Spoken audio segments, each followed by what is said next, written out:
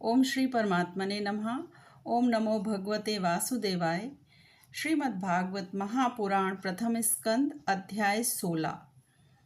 परीक्षित की दिग्विजय तथा धर्म और पृथ्वी का संवाद।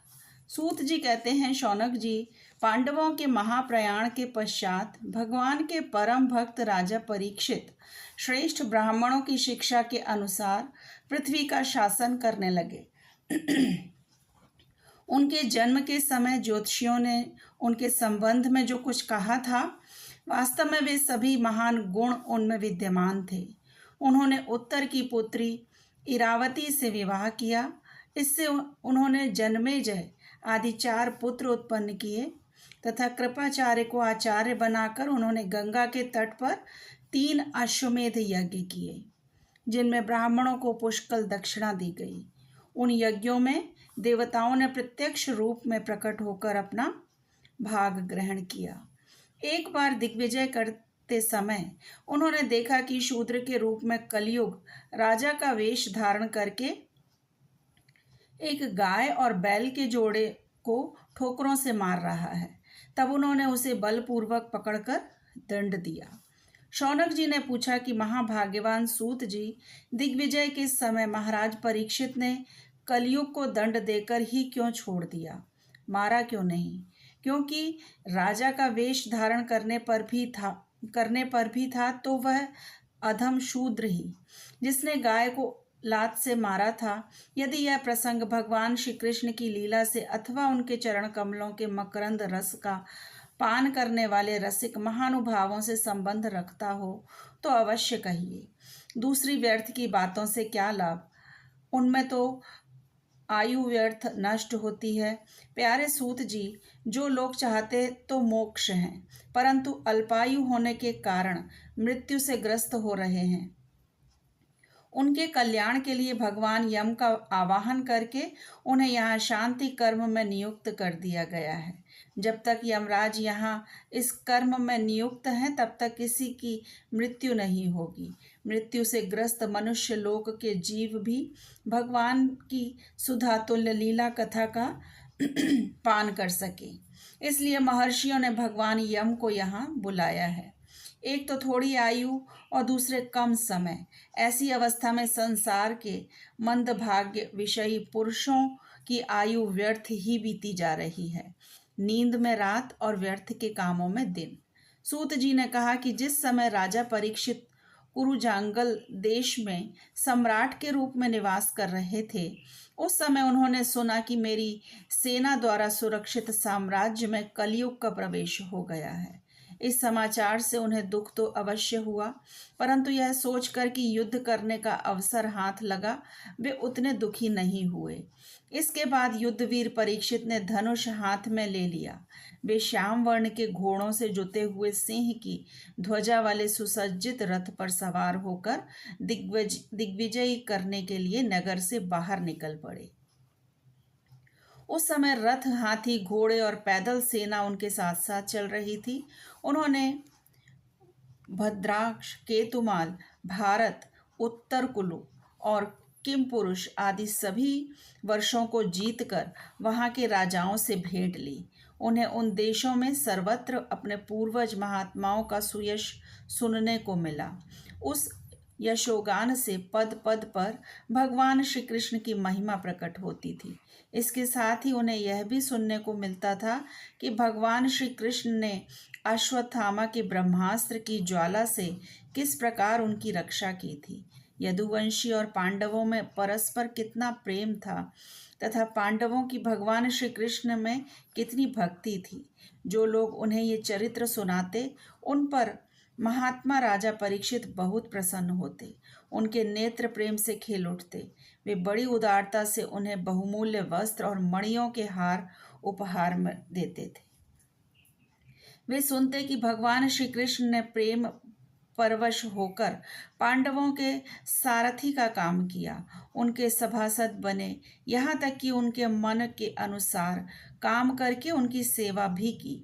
उनके सखा तो थे ही, दूत भी बने। वे रात को शस्त्र ग्रहण करके वीरासन से बैठ जाते और शिविर का पहरा देते। उनके पीछे पीछे चलते, स्तुति करते तथा प्रणाम करते। इतना ही नहीं, अपने प्रेमी पांडवों के चरणों में उन्होंने सारे जगत को झुका दिया।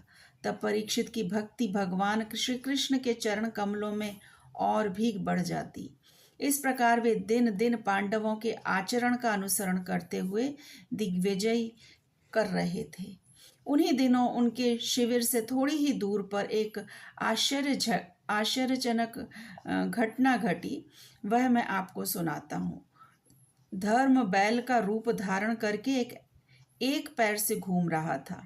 एक स्थान पर उसे गाय के रूप में पृथ्वी मिली और पुत्र की मृत्यु से दुखी माता के समान उसके नेत्रों से आंसुओं के झरने झर रहे थे। उसका शरीर श्रीहीन हो गया था और धर्म पृथ्वी से पूछने लगा। धर्म ने कहा कि कल्याणी, कुशल से तो हो ना? तुम्हारा मुख कुछ कुछ मलिन हो रहा है, तुम श्रीहीन हो रही हो। मालूम होता है तुम्हारे हृदय में कुछ ना कुछ दुख अवश्य है। क्या तुम्हारा कोई संबंधी दूर देश को चला गया है जिसके लिए तुम इतनी चिंता कर रही हो?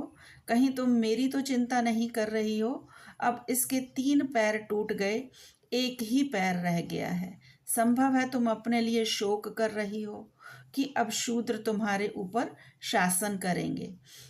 तुम्हें इन देवताओं के लिए भी खेद हो सकता है जिन्हें अब यज्ञों में आहुति नहीं दी जाती, अथवा उस प्रजा के लिए भी जो वर्षा न होने के कारण अकाल एवं दुर्भिक्ष से पीड़ित हो रही है। देवी, क्या तुम राक्षस सरीखे मनुष्यों के द्वारा सताई हुई अरक्षित स्त्रियों एवं आर्त बालकों के लिए शोक कर रही हो? संभव है विद्या व कुकर्मी ब्राह्मणों के चंगुल में पड़ गई है, या और ब्राह्मण विप्रद्रोही राजाओं की सेवा करने लगे हैं और इसी का तुम्हें दुख हो। आज के नाम मात्र के राजा तो 16 आने कलयुगी हो गए हैं। उन्होंने बड़े बड़े देशों को भी उजाड़ डाला है। क्या तुम उन राजाओं या देशों के लिए शोक कर रही हो? आज की जनता खान पान, वस्त्र, स्नान और स्त्री सहवास आदि में शास्त्रीय नियमों का पालन न करके स्वेच्छाचार कर रही है। क्या इसके लिए तुम दुखी हो? माँ पृथ्वी, अब समझ में आया हो न हो तुम्हें भगवान श्री कृष्ण की याद आ रही होगी, क्योंकि उन्होंने तुम्हारा भार उतारने के लिए ही अवतार लिया था और ऐसी लीलाएं की थी जो मोक्ष का भी अवलंबन है। अब उनके लीला संवरण कर लेने पर उनके परित्याग से तुम दुखी हो रही हो। देवी, तुम तो धन रत्नों की खान हो। तुम अपने क्लेश का कारण जिससे तुम इतनी दुर्बल हो गई हो, मुझे बतलाओ। मालूम होता है बड़े बड़े बलवानों को भी हरा देने वाले काल ने देवताओं के द्वारा वंदनीय तुम्हारे सौभाग्य को छीन लिया है। तो पृथ्वी ने कहा कि धर्म, तुम मुझसे जो कुछ पूछ रहे हो वह सब स्वयं जानते हो।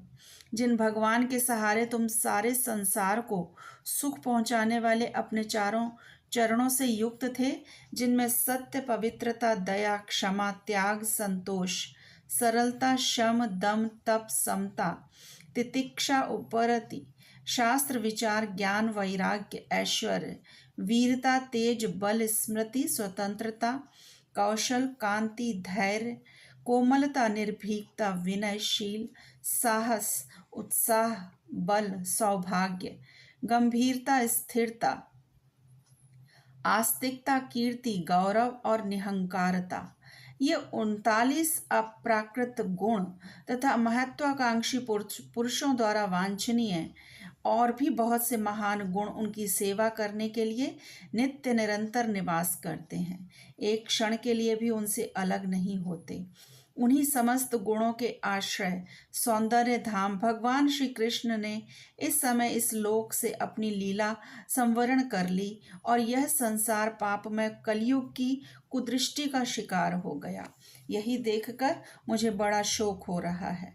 अपने लिए देवताओं में श्रेष्ठ तुम्हारे लिए देवता, पितर, ऋषि, साधु और समस्त वर्णों तथा आश्रमों के मनुष्यों के लिए मैं शोकग्रस्त हो रही हूँ, जिनका कृपा कटाक्ष प्राप्त करने के लिए ब्रह्मा आदि देवता भगवान के शरणागत होकर बहुत दिनों तक तपस्या करते रहे।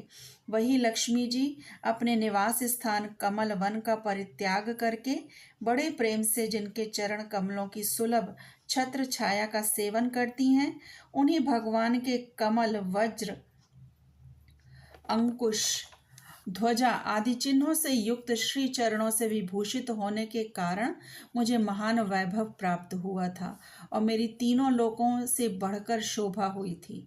परंतु मेरे सौभाग्य का अब अंत हो गया। भगवान ने मुझ अभागिनी को छोड़ दिया।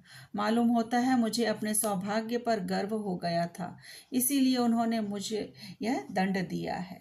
तुम अपने 3 चरणों के कम हो जाने से मन ही मन कुढ़ रहे थे, अतः अपने पुरुषार्थ से तुम्हें अपने ही अंदर पुनः सब अंगों से पूर्ण एवं स्वस्थ कर देने के लिए वे अत्यंत रमणीय श्याम सुंदर विग्रह से यदुवंश में प्रकट हुए और मेरे बड़े भारी भार को, जो असुर वंशी राजाओं की सैकड़ों अक्षौहिणियों के रूप में था, नष्ट कर डाला।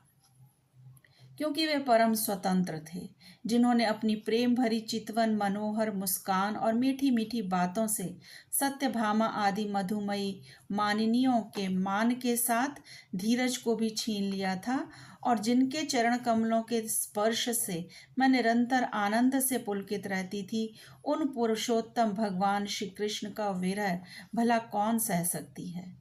धर्म और पृथ्वी इस प्रकार आपस में बातचीत कर ही रहे थे कि उसी समय राजर्षि परीक्षित पूर्व वाहिनी सरस्वती जी के तट पर आ पहुँचे। ओम नमो भगवते वासुदेवाय। श्री कृष्ण अर्पणम अस्तु। हरे कृष्णा।